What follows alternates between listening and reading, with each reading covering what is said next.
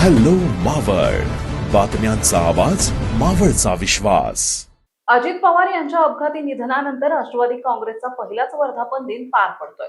27 वर्षांच्या या प्रवासात अजित पवार यांच्या अकाली निधनाची घटना सर्वांना चटका लावून गेली आहे. पक्षाच्या या महत्त्वाच्या दिवसानिमित्त कृषी मंत्री दत्तात्रय भरणे यांनी अजित पवारांची आठवण काढत महत्त्वाची प्रतिक्रिया दिली आहे. पाहूयात.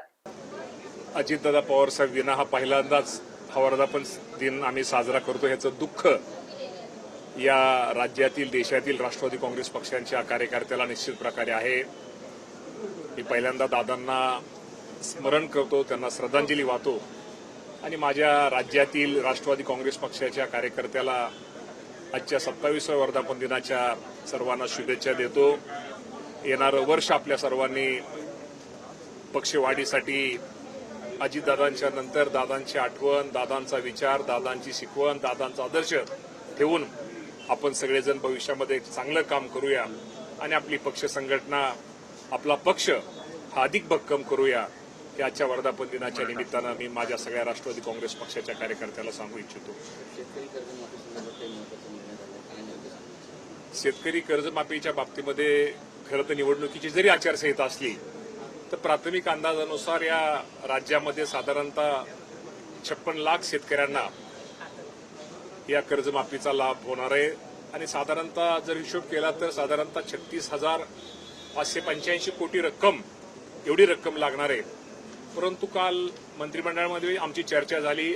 अनेक मंत्र्यांनी त्या बाबतीमध्ये त्यांनी शेतकऱ्यांची ज्या अडचणी, शेतकऱ्यांनी ज्या त्यांच्यापाशी अडचणी मांडल्या त्या बाबतीमध्ये चर्चा झाली. त्यामध्ये 2019च्या अगोदर की ज्या शेतकऱ्यांना लाभ मिळाला नाही, की पूर्वी 2019ला जी कर्जमाफी झाली त्यामध्ये 2 लाखाच्या जे वरचे एखाद्याची 2,07,000 रक्कम असली तर त्याला ते 2 लाख कर्जमाफीचा लाभ झाला नाही. परंतु ह्या वर्षी राज्याचे मुख्यमंत्री देवेंद्र फडणवीस साहेब, एकनाथजी शिंदे साहेब, सुनेत्रावणी पवार साहेब, स्वर्गीय अजितदादा पवार साहेबांनी हा पूर्वी जो निर्णय घेतला होता, यामध्ये समजा एखाद्याकडे शेतकऱ्याकडे 2,70,000 रुपये बाकी आहे, थकबाकी आहे आणि त्याने जर वरचे 70,000 भरले तर ते 2 लाख माफ होणार आहेत.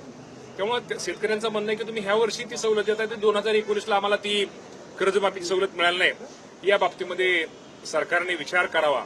या बाबतीमध्ये जी आमच्या उपसमिती खालच्या त्या आम्ही जी समिती तयार केलेल्या आहेत या बाबतीमध्ये चर्चा करून राज्याचे मुख्यमंत्री 2019च्या पूर्वी शेतकऱ्यांना काय देता येईल, काय करता येईल या बाबतीमध्ये निश्चित प्रकारे ते निर्णय घेतील. दुसरा एक मिनिट, तुमच्या घरावर पुणे जिल्हा काँग्रेस युवकच्या वतीनं शेतकरी मोर्चा काढण्यात आलेला आहे आणि एकूणच कुठेतरी पोलिसांनी घराकडे जाणारा देखील रस्ता रोखला आहे आणि आंदोलकांना काही किलोमीटरवर शेवटी देखील कळत आहे. कुठेतरी 7-12 लोकशाहीमध्ये सर्वांना मोर्चा काढायचा, आंदोलन करायचं, उपोषण करायचा अधिकार आहे. कदाचित विरोधी पक्ष म्हणून काँग्रेस पक्षाने तो मोर्चा तो काढलेला असावा आणि त्या बाबतीमध्ये निश्चित प्रकारे शेवटी मोर्चा म्हणजे ती शेतकऱ्यांची भावना आहे आणि आम्ही पण शेतकऱ्याची मुलं आहोत. त्यामुळे आम्हाला शेतकऱ्यांच्या भावना काय आहेत, शेतकऱ्यांच्या अडचणी काय आहेत त्याची जाण आहे. शेवटी कुठलीही गोष्ट करताना एवढ्या गोष्टी सोप्या नसतात.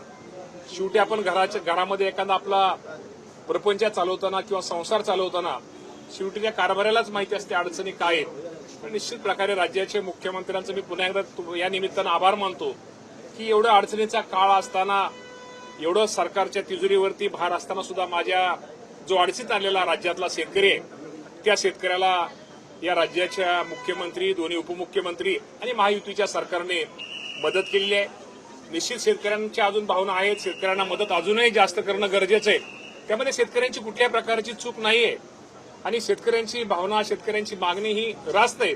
पण शेवटी काही गोष्टीमध्ये आपल्या सगळ्यांना आणि शेवटी एक गोष्ट लक्षात ठेवा की सगळ्याचंच समाधान आपण कुठल्याच आजपर्यंत कर्जमाफी झाली पुन्हा आपण सगळ्यांचंच समाधान करू शकलेलो नाही.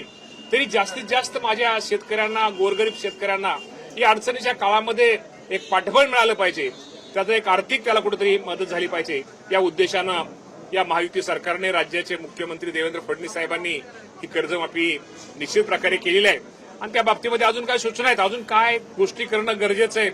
ज्याप्रमाणे खालून शेतकऱ्यांच्या सूचना येतील आमची उपसमिती जी आहे या बाबतीमध्ये, त्या बाबतीमध्ये निश्चित प्रकारे योग्य तो आमच्याकडे शिफारस करून मुख्यमंत्री त्याच्यावरती योग्य तो निर्णय घेतील. आताच हॅलो मावळ YouTube चॅनलला सबस्क्राईब करा आणि आमच्या फेसबुक पेजला फॉलो करायला विसरू नका.